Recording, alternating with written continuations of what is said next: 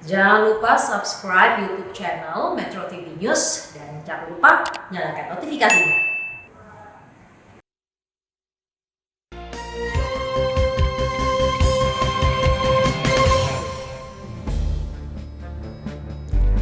Terima kasih Anda masih bersama kami dalam live event Nota Keuangan RAPBN 2022. Saya Leonard Samosir. Pemirsa, Presiden Joko Widodo hari ini menyampaikan pidato Nota Keuangan bersama dengan rancangan Undang-Undang Anggaran Pendapatan dan Belanja Negara tahun 2022 dalam sidang tahunan DPR MPR dalam rangka Hari Ulang Tahun Kemerdekaan Republik Indonesia. Sejumlah target RAPBN 2022 sebelumnya sudah disetujui oleh Badan Anggaran DPR, termasuk defisit anggaran di kisaran 4,5 hingga 4,85% dari PDB. Ekonom berharap pemerintah dapat memanfaatkan pelonggaran defisit di atas 3% untuk benar-benar menggerakkan kembali ekonomi di dalam negeri.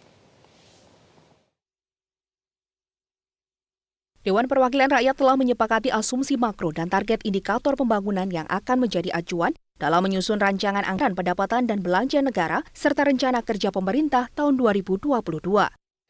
Dalam rapat paripurna pada 6 Juli 2021 lalu, pendapatan negara dalam RAPBN 2022 ditargetkan berada di kisaran 1.823,5 triliun hingga 1.895,4 triliun rupiah, dengan penerimaan pajak ditargetkan dapat mencapai 1.499,3 hingga 1.528,7 triliun rupiah.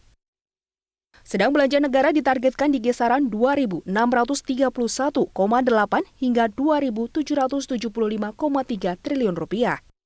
Defisit anggaran pada RAPBN 2022 dipatok antara 4,51 hingga 4,85% dari PDB dan rasio utang antara 43,76 hingga 44,28% dari PDB.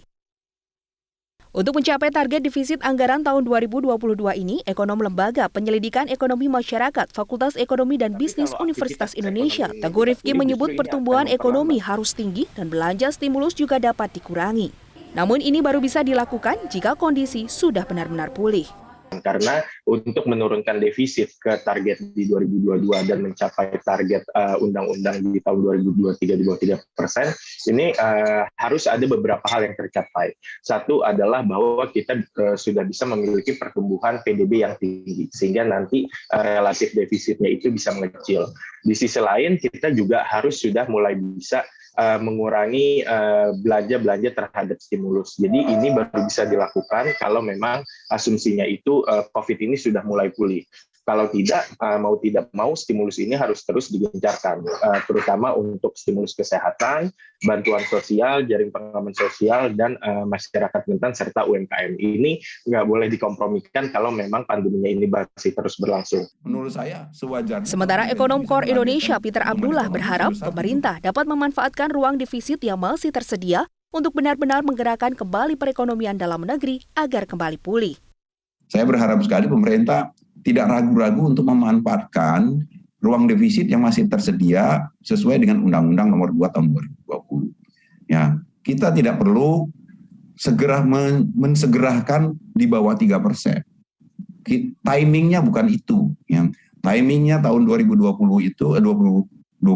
itu karena adalah tahun awal pemulihan ekonomi nasional, seharusnya pemerintah memanfaatkan ruang stimulus yang ada, ruang defisit yang ada.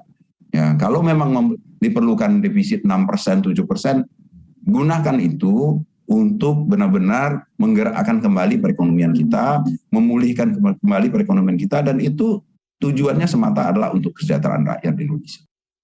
Sementara itu, asumsi ekonomi makro yang telah disepakati DPR untuk tahun 2022 adalah pertumbuhan ekonomi di kisaran 5,2 hingga 5,8%, inflasi 3% plus minus 1%, dan nilai tukar rupiah antara 13.900 hingga 14.800 per dolar Amerika Serikat.